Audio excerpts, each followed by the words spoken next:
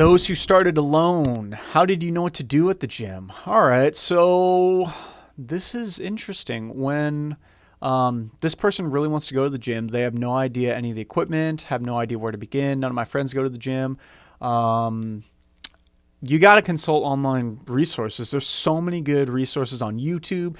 Just type in the internet, free beginner workouts, YouTube, free beginner workouts, how to use gym machines, like all of those different types of things. There are so many resources that people have made at this point showing literally all of that plus more.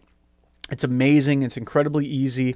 And it's just, yeah, it's really how most people get in. I feel like nowadays the difficulty it is to start working out and start getting into fitness is so low because all you are away is a YouTube or an internet search away from at least having a good idea on how to do a few machines. And one of the things that I always tell people to do too, if they're in a situation like you, is to go to the gym with no goal in mind except to observe.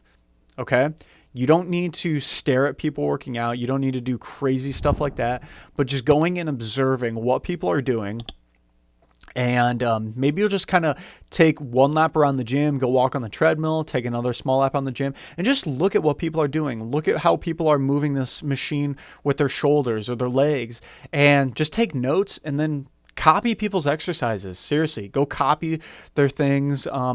And if you really have the fortitude to do it, I would go ask people who look like they know what they're doing. Literally go up and ask them.